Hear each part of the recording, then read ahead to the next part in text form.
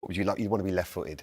They're just different. The way they move the ball, it's effortless for them. And Arsenal are blessed. If you look at Miles Lewis-Skelly, Saka, Odegaard, Waneri, I don't know what they're giving them at Arsenal, but they've got some beautiful left foots there, and they just do it differently. And he is going to be, he's going to be a superstar. Make no mistake. Is that right that we should be saying that right now? Or are you a little bit worried about what could happen from this point? Because the secret is out the bag now. People have been talking about this kid for a long time. Now we've actually seen it in a Premier League game. Look, this is even with myself, there was a lot of wait, so I had to wait 6 months to even play. So there's all that expectation. And then I, of course, went to World Cup without playing in the league. No choice of my own. And then there's a different kind of pressure. He's going to have pressure every day now, how he even, the way he is around the place, right? In that school, of course, I'm sure Arsenal really look after him in that side of it, because can't forget about that side. Obviously, Gary alluded to that in the comms, but you can just get the sense that he's got a good head on his shoulders, and he's got a good man management there as well. Mikel Arteta, who as well will look after him, and he trusts him. And I think that's the biggest thing. When you have a manager that trusts you and it allows you to express yourself, I think that the world's at his feet. But it just kind of makes me sick at times, just thinking, look, let's let him enjoy his football. He's going to obviously still develop mentally as well. I think that's one thing we need to, not shy away from. I think it's important obviously to look after him in that sense. But I think they will, the squad. I get the sense that they really do look after him, Declan Rice particularly as well. You're right. The manager's really important, but the support network around him, be it his parents, where every day he's going to go home and they're going to be making sure that he keeps his head on his shoulders. And it's not going to be easy, because right now that kid is the talk of the town. It's as simple as that. But there's been the talk of the town since he was 13 years of age. He's been blowing up at Arsenal for playing 2-3 years ahead of his, ahead of his age, ahead of his time. And every time he makes that step up, it's just effortless for him. So I think it was the same. I remember playing against Wayne Rooney when he was making his debut for Everton. I was playing for Tottenham. I remember looking at him in the tunnel and just thinking, this kid's different. And you just know, you see it, the way they play, the confidence they have. And it was the same with Max when he walked onto that pitch today. It wasn't like this is going to be a stress for him. But some people are different. Just one thing, Jamie, because we've talked about the fact, as Theo said, he talked about it, Gary, on commentary, about his schooling. How is that actually going to work? If he's going to train as a professional, how can he then go and finish his GCSEs at the same time? Well, he's on summer holidays at the moment, so he's not got to do school at the minute. He's fine for a week. He's got another week left. And then, what they did last year, from what I can gather, was that he would be training with the first team, and then he'd do tutoring in the evening, which Arsenal are adamant, and they supply tutors to make sure that he keeps his grades up.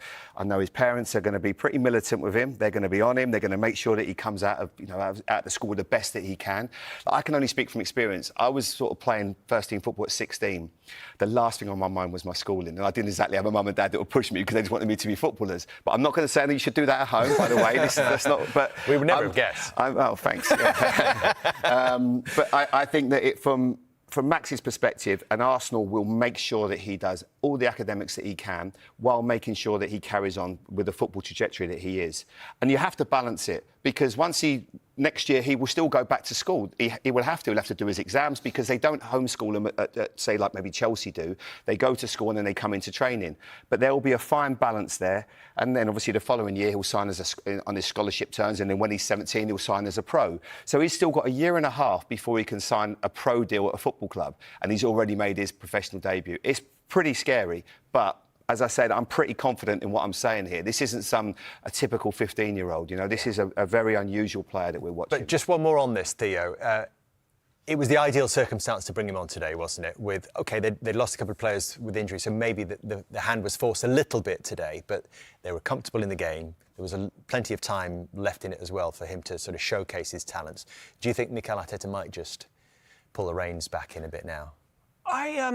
I get the impression that I don't think he will, because I think as well, when you start scoring more and more goals, the freedom comes out of all the players, not just Max. And I think it's really important, Arsenal, to go away from just winning 1-0 from set pieces. Yeah.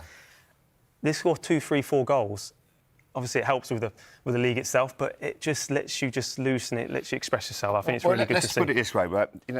Mikel Arteta's got a job to do. Right, of course he wants to develop this young man, but right now things have already changed in 90 minutes. Whereas he might not come on today. He might not start in the next 6 weeks. But all of a sudden, Bukayo Saka looks like he's got a hamstring injury. After his last hamstring injury, he needed surgery. So I'm not a doctor, but let's work on the basis that's 2 or 3 weeks he's going to be out for. Obviously, they've got international break in that period. So Madueke will probably come on to the right, or Waneri, either one. And if they're not working, what's your first substitution? you're bringing on a kid that's already made an impact and drawn a penalty in a game. So already things have escalated. You know, like you said, the cat's out the bag. Defenders are going to have a nightmare trying to deal with him. But this is exciting. You know, I think we should embrace it. I don't think we should hide from it. This is a unique young player who's going to have a brilliant career, and he's at the right club because they've already done it with Miles Lewis-Skelly, who's got a great support network around him, and then you've obviously got Nwaneri, and you look at Bukayo Saka, and if you're right now that young man, I would be watching what Bukayo Saka does every day in training. Because he was great academically, he was well spoken about how well he did at school. On the pitch, he's a superstar. He is the perfect role model for him. I went to Liverpool, I had John Barnes. I should just watch John Barnes every day in training. I just wanted to be like him. And I just thought that's the role model that you want to have. And that's why, for Max, playing the same position, just look at what Bukayo's done.